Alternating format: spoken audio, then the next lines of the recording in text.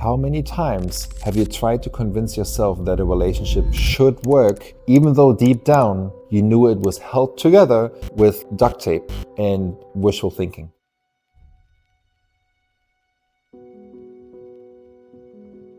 Many of us have been there. And if you're watching this video right now, chances are you're either one of those, or maybe you're in this like, oh, maybe we'll get better situation. Or you just, want to get out of it and you're trying to make sense of like what's going on over here. So let me make this very easy for you. Forcing a connection never works. And I don't mean sometimes or in certain cases, I mean never. Now, before you start mentally listing all the exceptions, please hear me out, because today I'm going to break down the 10 reasons why forcing a connection is like trying to make a pair of shoes fit when they're 2 sizes too small. It's uncomfortable, it's painful, it's going to end up with a bunch of blisters, and it's always going to be hurtful. Point number 1, chemistry can't be manufactured.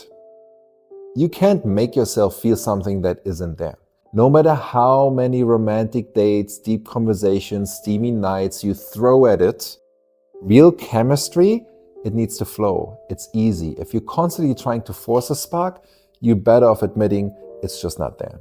The second point, forced connections create more anxiety than happiness.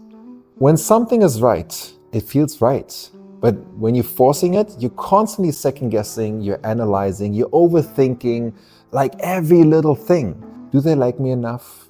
How am I doing? Am I doing something wrong? Why does this feel so hard? This doesn't feel like love. It's a stress. Like it's not the right foundation for a relationship. The third point, you're ignoring the red flags. Let's be honest. When we try to force a connection, we tend to sweep the red flags under the rug, like we're auditioning for a cleaning commercial. But just because you ignore them doesn't mean like they disappear.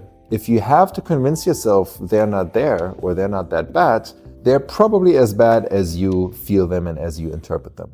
The fourth point, love shouldn't feel like a sales pitch. If you constantly feel like you're selling yourself to this person, showcasing your best qualities, providing your worth, trying to convince them, or maybe even yourself, that this is meant to be, guess what? That's not love. That's a marketing campaign, and you're worth more than a marketing plan. The fifth point, people sense when you're trying too hard. Energy doesn't lie.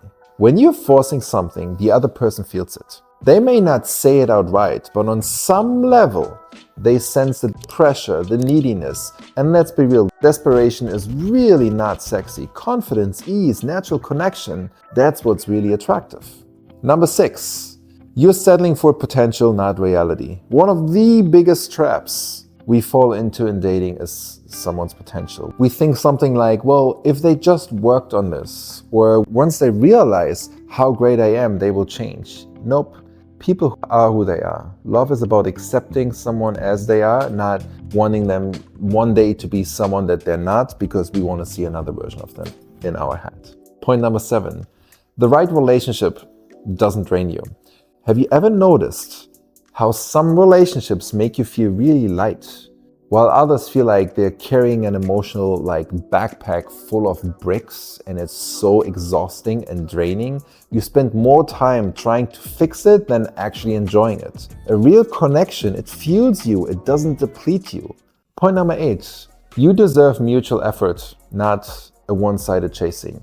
If you're always the one initiating plans, sending text messages, keeping the conversation alive, and making all the compromises, this is not really a relationship. That's an unpaid internship, so to speak. If they're not meeting you halfway, it's not a connection, it's a chase, and you deserve so much better. All right, let's come to point number 9.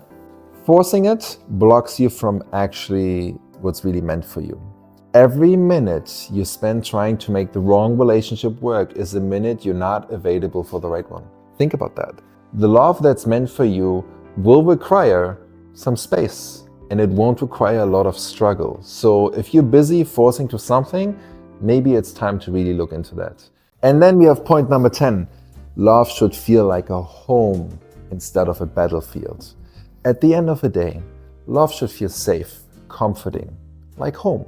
Not a competition, not a war zone, not a battle, and definitely not like a puzzle you're constantly trying to solve. If it feels like a battlefield, you're in the wrong place. And I know it's hard to walk away from something you would want to work. I know it's scary to let go, especially when you've invested time and energy and emotions into this relationship and into this connection. But if forcing the connection is like trying to swim upstream, you will exhaust yourself and you still won't get where you're trying to go. So here's the takeaway. Love flows. It doesn't have to be forced. And if you have to fight tooth and nail just to get some time with this person, stop fighting and start listening. Listening to yourself, to your gut, to your instinct, to the signs that have been there all along. And if this video resonated with you, do not keep it to yourself. Maybe you want to share it with a friend. Maybe you need to share this information with someone who needs to hear this right now. And if you ever tried to force a connection, let me ask you, what happened?